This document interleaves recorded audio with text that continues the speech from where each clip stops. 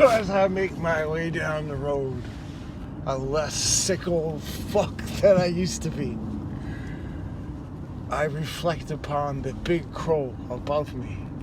The big, gigantic, most bold, and the last crow to fly away directly over me. As I looked at him, and it was the older, wiser chief of crows, and also the most beautiful display of wisdom and intelligence and fearlessness and zen. Because that, you could see all the crows, the ones that flanked him, like there were about a dozen on each side, and then as you got down there was like a sentry of about 5 or 6 on each side of him that did not fly away.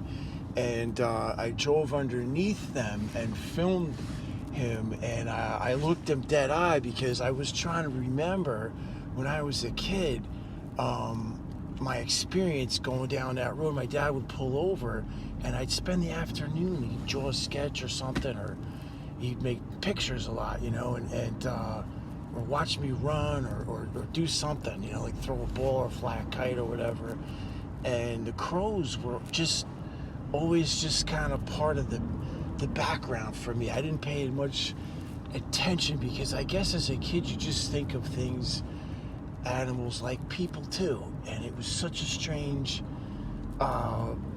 thing when I was a kid because I grew up I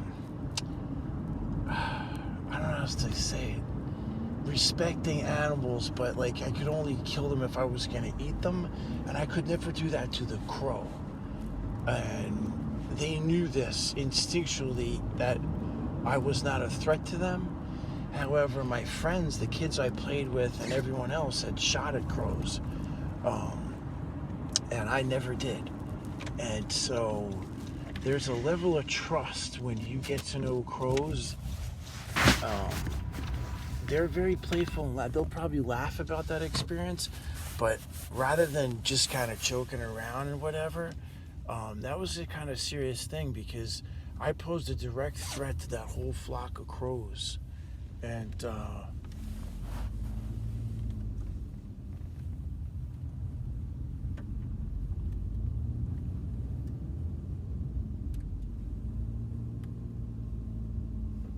anyway, just saw what I like to see walking down the streets, wave and smile at me. Anyway,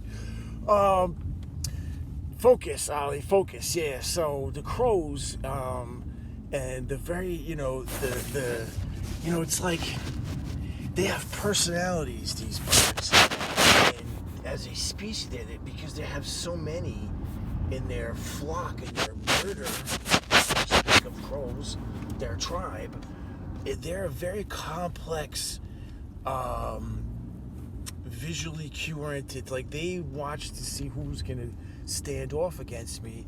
And if I was like the enemy of the crows, that big badass crow, that crow would be capable of dropping a grenade on somebody's car and laugh all day about it.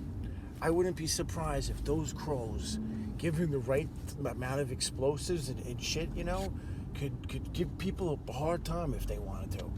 The crows are very intelligent and they should not be weaponized in any way. That's not what I'm saying. I'm just saying that if that crow wanted to drop a bomb through my windshield as I drove underneath him, he probably could have. But we had this understanding that we knew each other and we had to see each other face to face. That this was how it was going to be, me driving through there. It was trippy. And damn, I don't think the car was in electric mode, but it was sure was quiet.